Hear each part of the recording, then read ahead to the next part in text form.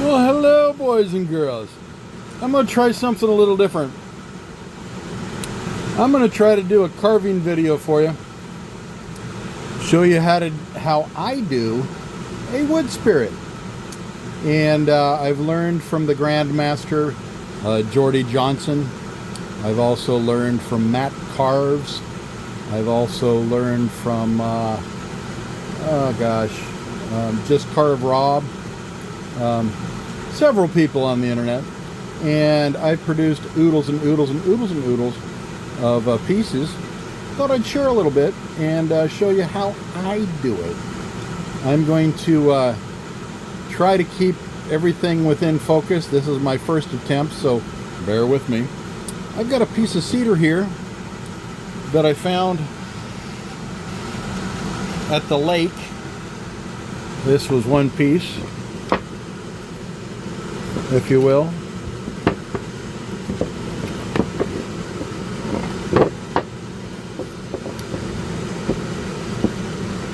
Like that. It was actually quite a bit bigger, and I chopped it down, and then I chopped right down there. And as a result, I got this big old sucker. Now, when we do wood spirits, we kind of piece them together, draw our line, and really important to have a center line. So I'm going to put in a center line right down the middle here, like that.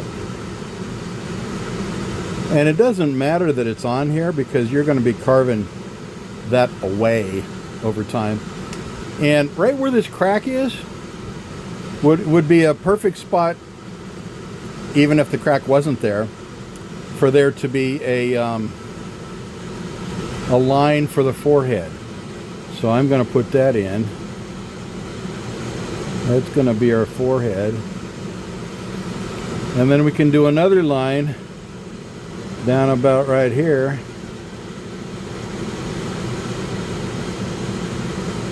for where the eyebrows should be. Okay. So between here and here is eyebrow.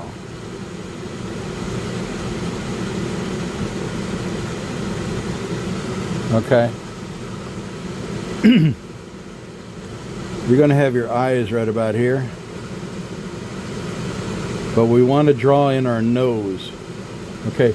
You want to keep the top part of this kind of whiter because you can always make it skinnier, but making it whiter once you start is a little bit more difficult, and we'd rather not have difficulty.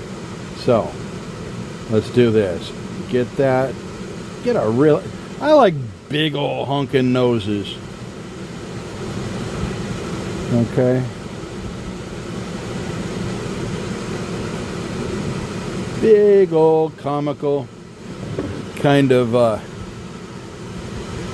cartoon noses. And if you start off big like I do, you can always make it smaller if it doesn't strike your fancy. Okay? And bring it over like this. And like this. And kind of come across like that. Okay? And you figure your mouth is going to be somewhere down in here. And if you're like most wood spirits, you're going to do a mustache. I'm going to take the mustache from about here. Kind of coming over to the side like that. Try to keep symmetrical. Same on both sides. And it does always seem to morph into something that you didn't expect. At least I find that.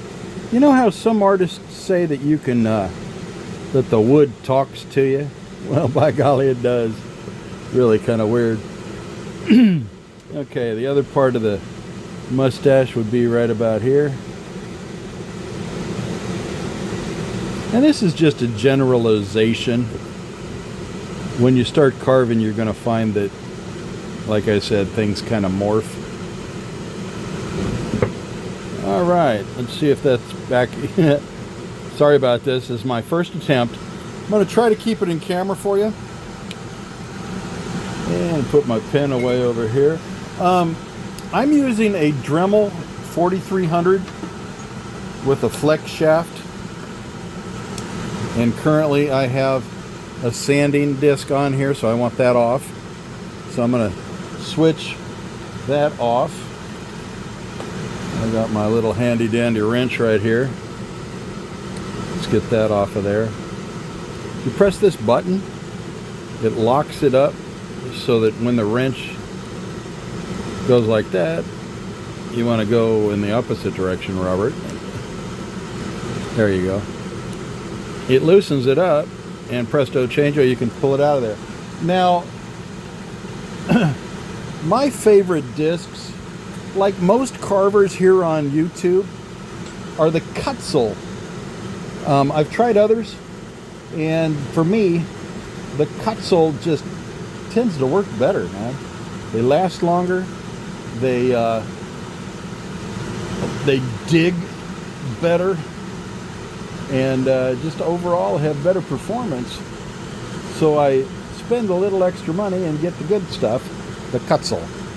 This right here is a Cutzel Flame Burr, an extreme flame burr. See if I can focus on that. See how gnarly that sucker is? It's got some serious teeth on it. And because of its shape, it works really good for me to start with, because it cuts deep and removes a ton of wood. Okay, back to my little wrench here. And of course we're going to go in the right direction this time. And we're going to go and tighten that up. Okay, if you give me half a second, I need to put on my PPE. I need my mask to make sure I don't get bits and pieces of dust down my lungs, because this piece looks to be cedar, and you're going to want to keep cedar from getting in your lungs, because it's got nasties that is just not a good idea. And then of course I've got a nice pair of glasses, which are clear, so I can see through and not get bits and pieces in my balls. And it's always a good idea to have a glove on. I don't wear two gloves because I'm holding my device in the other hand, but I do put a glove on this hand. And I've hit myself a few times right here, as you can see, and I've had to tape it. Believe me, you're going to want a pair of gloves, because these things will eat through your hands in a heartbeat, and then you're bleeding all over the place, and it's just not a good thing. Okay, are we ready? Mark, set, go. I've got my Dremel set at about 20. That's usually right where I like to fly. 20,000 RPMs. There you go. Okay, I'm not going to talk much. I'm just going to carve, so you can keep an eye on what I'm doing here. I'm going to want to take this line right here.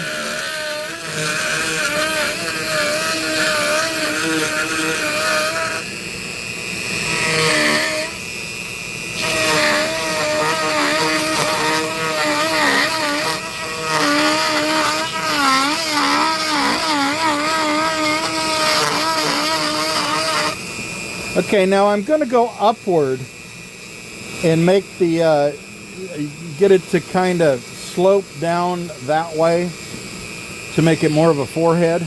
I'm going to turn it around to do that. I prefer to go this direction here.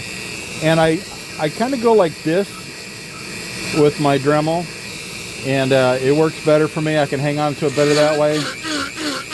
So I'm going to take this down a bit. And always remember safety first. You want to keep your hand out of the way the best you can.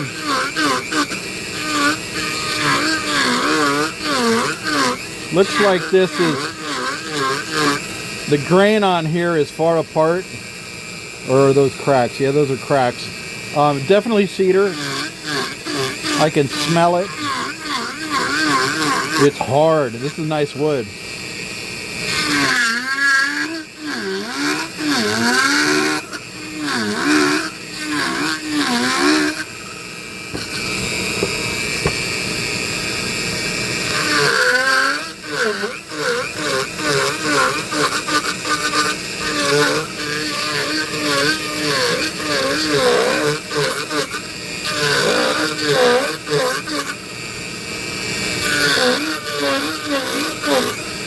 Got a little hole right here from a bug, but it's been a long time, so I'm sure he's not in there.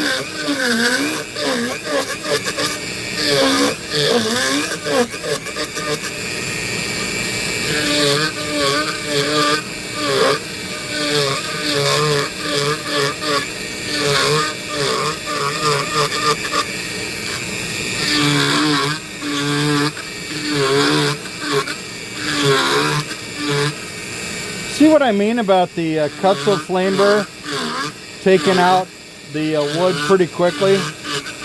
Very pleased with that. All right, let's cut in the nose. I'm going to go across here first to get that line for the eyebrows.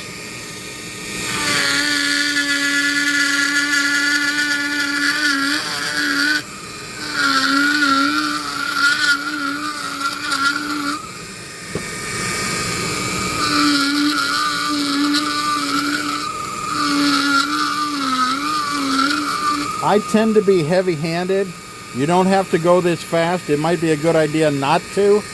In fact, I've blown up a couple of Dremels because I go too fast. And I believe this is my 9th flex shaft that I've had since Christmas this year. So don't be heavy-handed.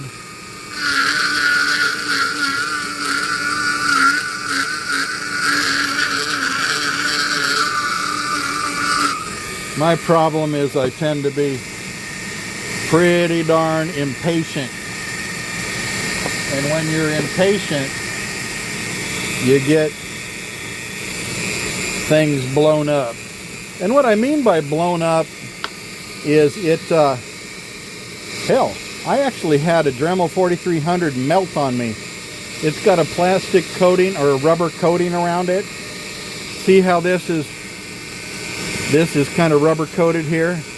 The Dremel itself is back up on around there at the end of the flex shaft, but I got it so hot that it melted this, and then it stopped and would not start again. Luckily, Dremel was really good about replacing it, so I'm back in business. Anyway, let's continue on.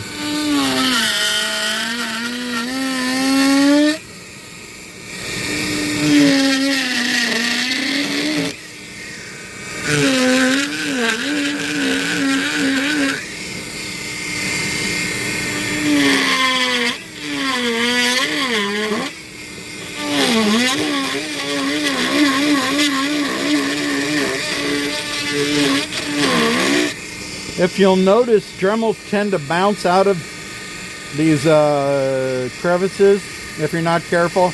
That's why gloves are important, because it'll bounce right onto your hand, and that doesn't feel good at all.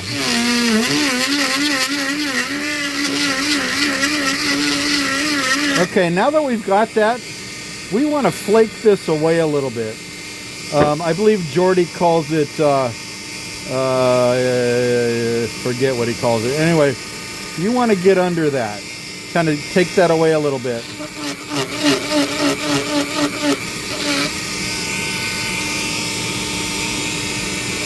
Sorry if I jump out of frame. This is my first video.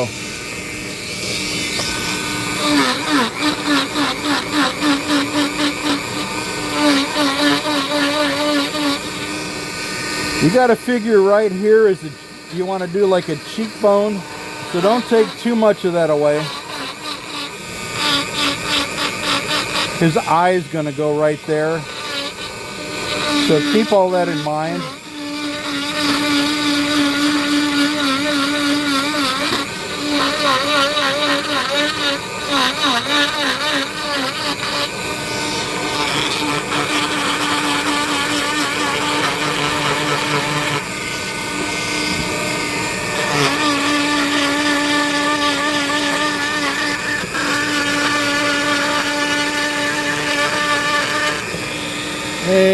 then let's do the other side. I'm trying to keep it in frame, guys. I'm sorry.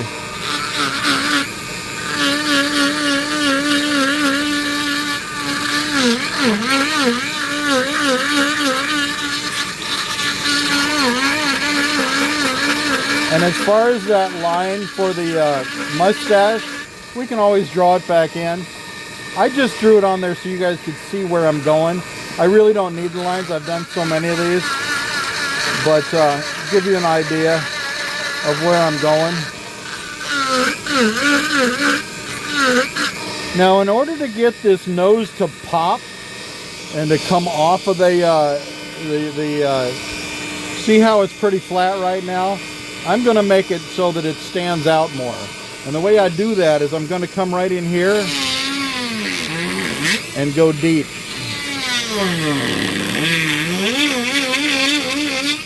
See how deep I went in there? And then you want to slough all this away. I'm going to do that on both sides. I'm going to be going kind of fast.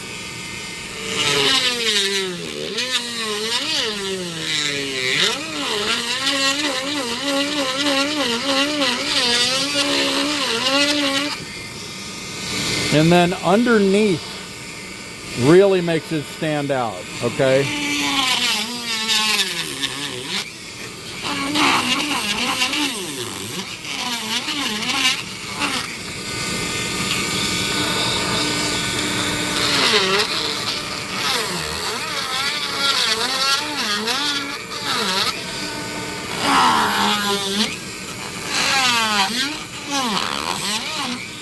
Okay, I'm going to slough this away some more, make that nose stand out better.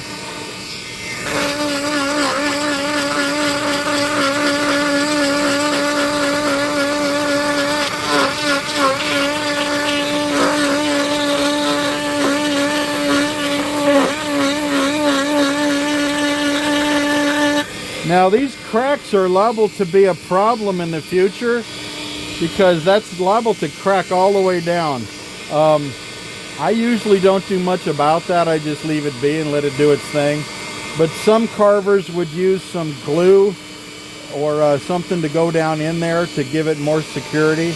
I don't really give a shit, so I don't do that. But we're coming along.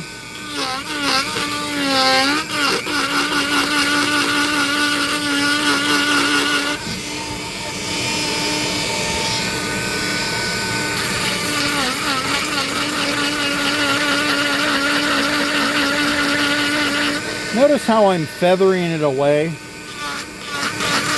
That's making this nose pop off of the wood a little bit.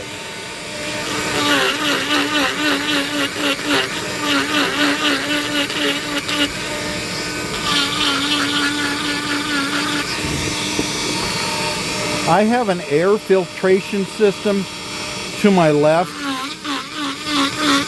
But if you'll probably notice, I'm making quite a mess here. Down at my feet here, I also have a vacuum. So I'm going to take a break here in a second and vacuum that up. In fact, let's do that right now. I'm going to push this off to the side. I'm going to turn this off for a second. And I'm going to grab my hose here, which is right at my feet. Oy! Ah, it fell over, damn it. Ugh. I've got one of those cyclone filters type vacuum cleaner that dumps it right into a 5-gallon bucket. And you can probably see that kind of off screen there. It dumps it right into a 5-gallon bucket. This one's called a bucket head wet dry vac power head. Really works kind of awesome. Get all this out of the way.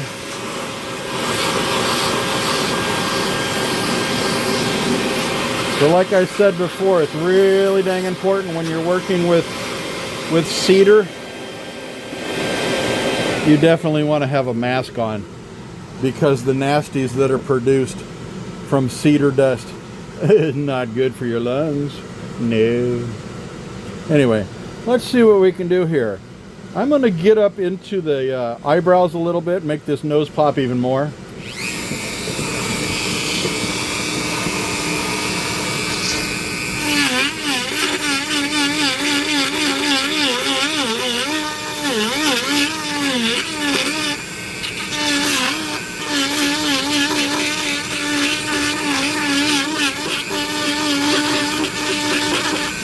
And then I'm going to touch the nose, kind of round it a little bit so it looks more like a nose.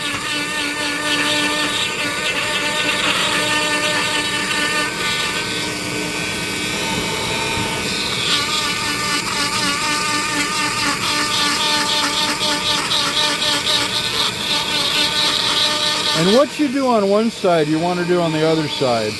Try to keep it symmetrical.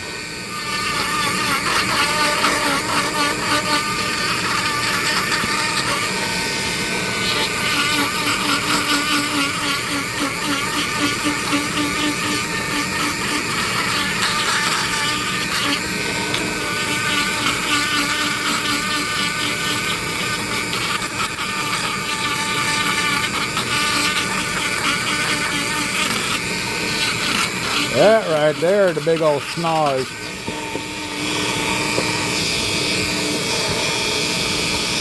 Kind of get under here a little bit.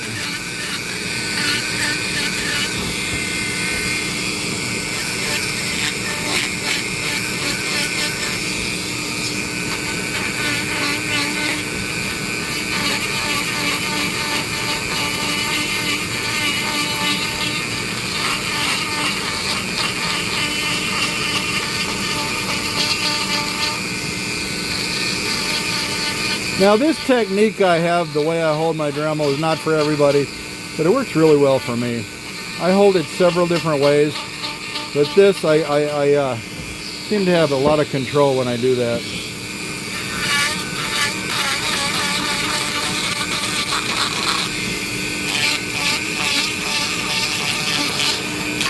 And like I say, that's sloughing away. We want to, I think Jordy calls it feathering.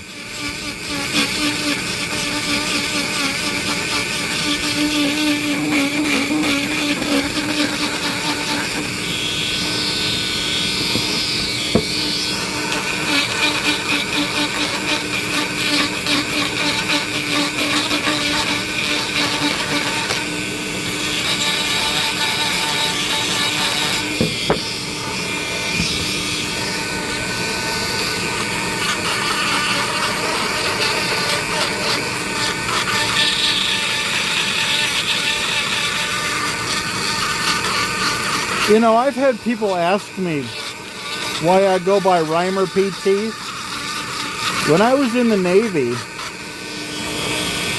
they called me Poet Pete. My last name is Peters.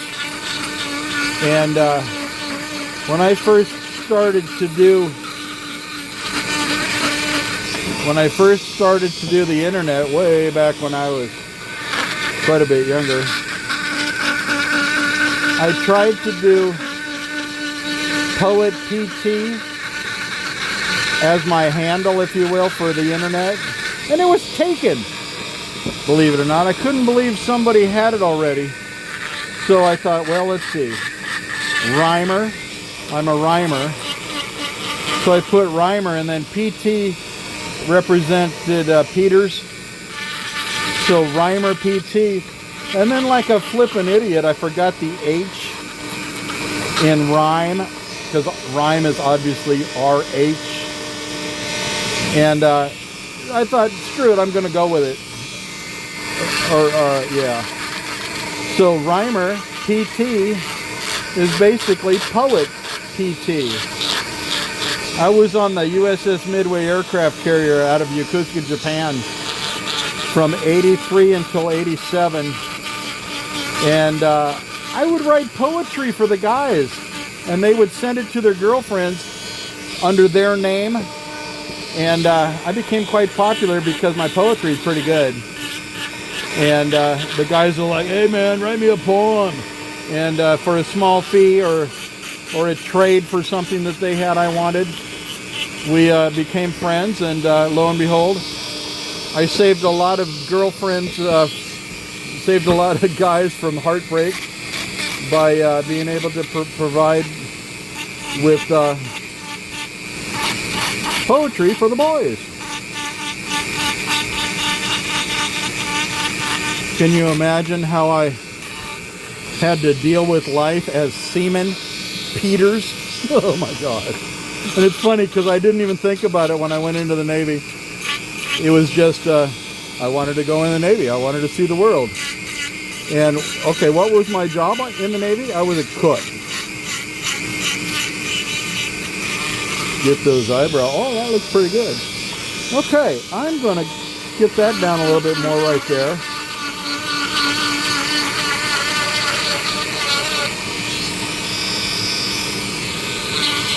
I don't know about you guys, but I'm liking the way this is looking. Let's see about doing some a mustache. I'm going to turn this machine off a second and switch my burr, because I've done a lot of work here with my extreme flame burr, and I think it's time to move on to one of the other burrs. Let's see here, what can I do? You know what? Oh, dropped it, damn it. Okay, well, I'll pick that up later. I'm going to use there's 3 different levels. There's regular, there's, I guess they call it semi-coarse or medium or whatever in Kutzel, and then there's extreme burr. I'm going to do the first of that series, if you will. If you'll notice, I'll show you here in a second. Okay, see how gnarly those points are? See if we can focus on it. See how spiky that is? This is the extreme, and this one's shaped like a flame. They call it extreme flame burr, and it's an 8-inch shaft, by the way. This one is the original, and notice how it's not nearly as gnarly looking, but the shape of this one, this is also Kutzel. I think they call it spear. It works wonderful for doing the beard and the mustache, and then of course I've got my trusty dusty little what do you call that thing, little wrench, and once again press the button, yay, and tighten it, finger tight, yep, and then give it a little crank. Okay, that one's good to go. I'm gonna put my flame burr back. Flame burr. Put my little wrench aside. Put my glove back on because I don't want to hit my damn hand. And presto changeo, we're gonna put in some mustache. Yay, team!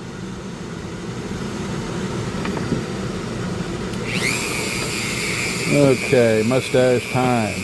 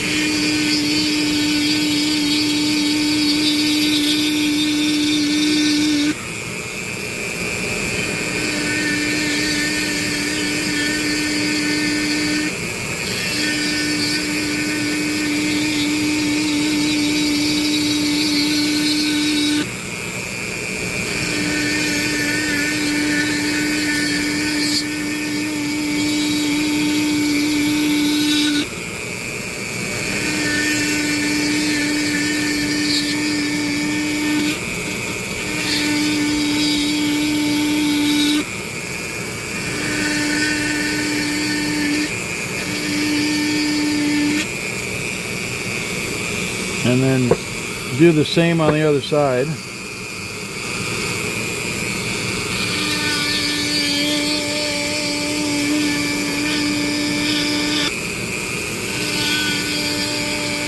Why aren't you following your line, Robert?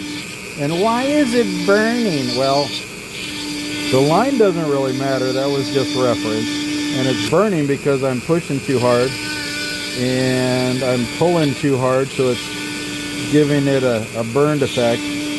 But I'm going to stain it at the end anyway, doesn't matter. It's all about how you want it to look.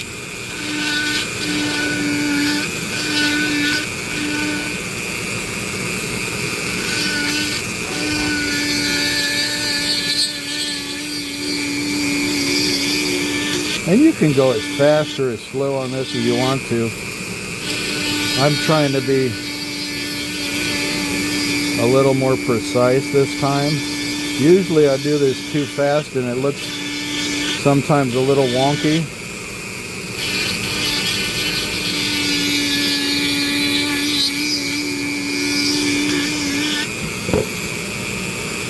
Okay, now I'm going to get up in here a little bit and do kind of a beard.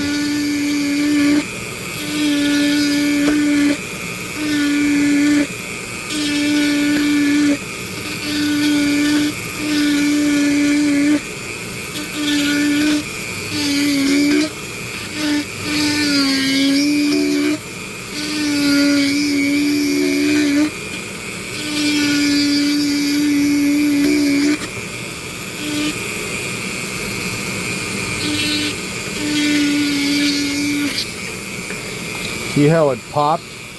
You gotta be really careful. You gotta hang on to the dang thing because it's got a mind of its own.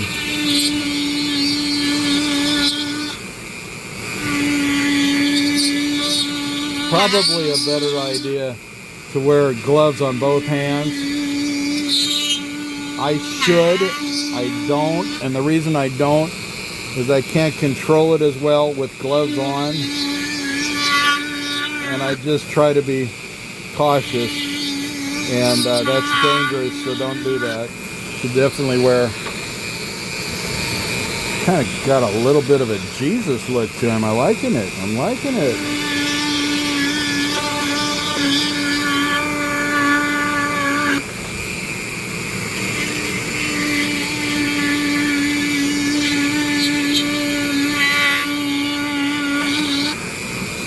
Okay, now comes the hard part, or at least kind of hard for me, is the eyes. You got to figure your eyes are right here and right here. This particular bit works all right for me, but I have a difficult time with eyes, so I'm going to switch bits to a round sphere, a Kutzel Extreme Sphere bit. I'll be right back. Turn that off, take off my gloves so I can work with, and get up. You gotta be careful, it gets hot.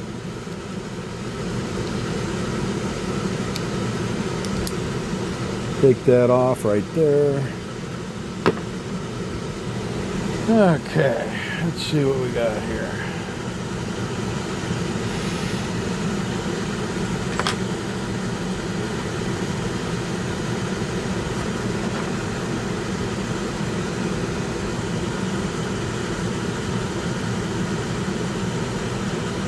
We've got our little ball, the sphere. Yay, team. Okay. And where'd my wrench go? Oop. Dropped it. There we go. My wrench.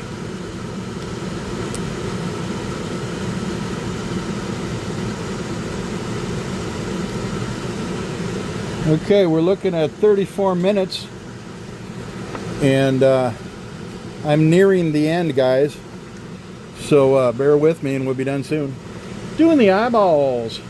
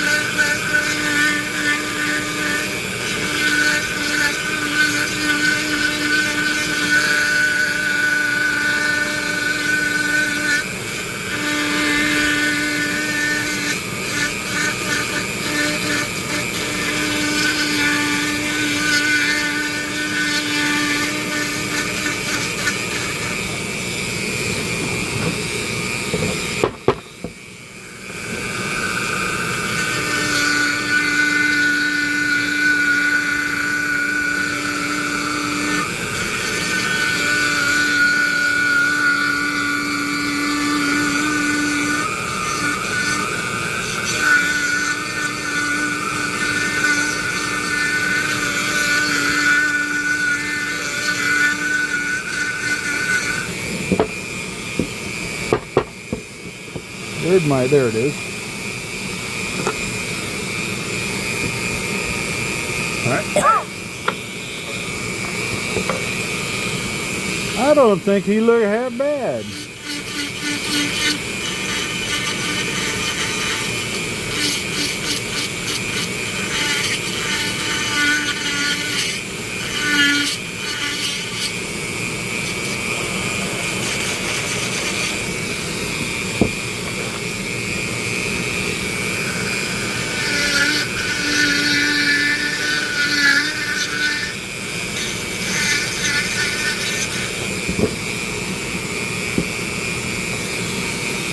Remember the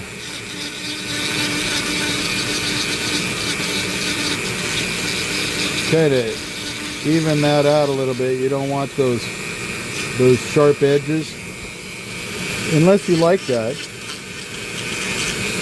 If you go over this a little bit, takes a little of the sharp edge look off of it.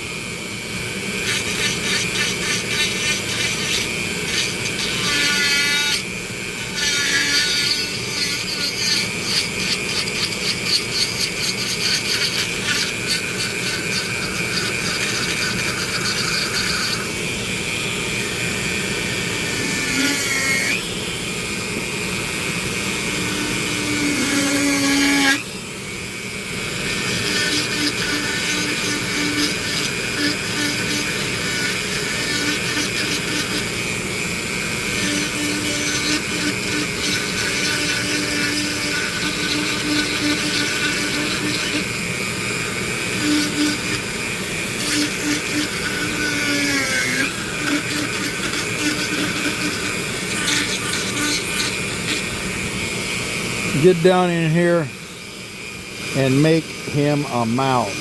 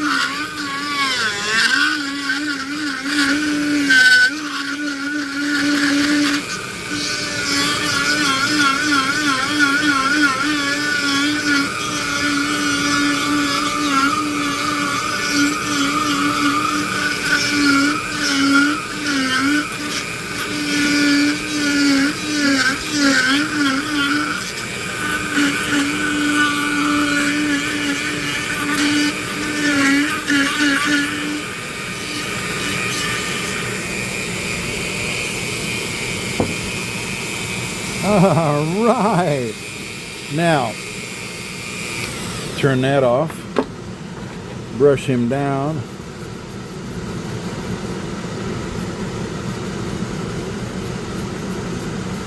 Get my handy dandy vacuum, get all this dust out of the way.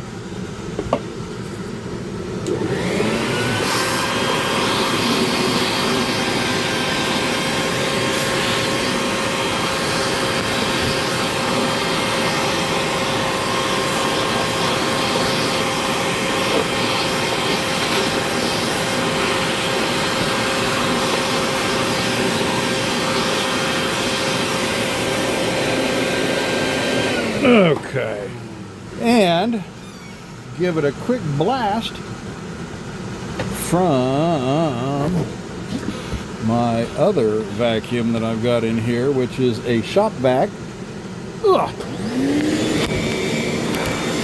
Whoa, we fell over. That was awesome.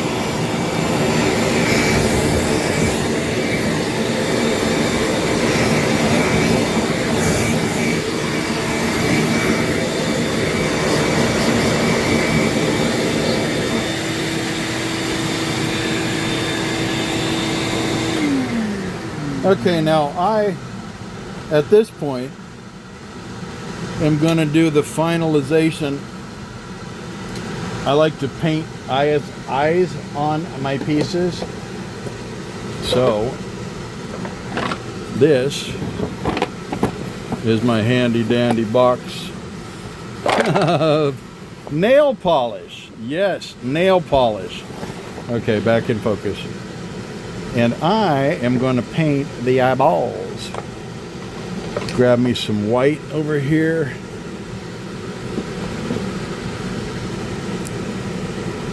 Okay, now with the nail polish, you can put the nail polish on, let it dry a little bit, and then you can put your stain on if you want to do stain. In this particular case, it's really, really pretty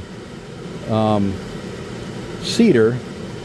I think what I'm going to do is just hit it with some spar urethane and give it a glossy 2 or 3 coats of spar urethane,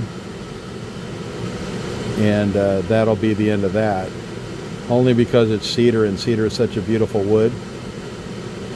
But if you can see here, I've got the eyes coming in. I think I'm also going to paint red or kind of a burgundy in the mouth to give that a little bit of depth. And that's just me. You can do whatever you want. I mean, hell, you could give him fluorescent yellow eyes, make him look like a dragon. Doesn't really matter. I mean, for God's sakes, this is fantasy, guys. Wood spirit. I mean, have you ever seen a tree talk? Come on now.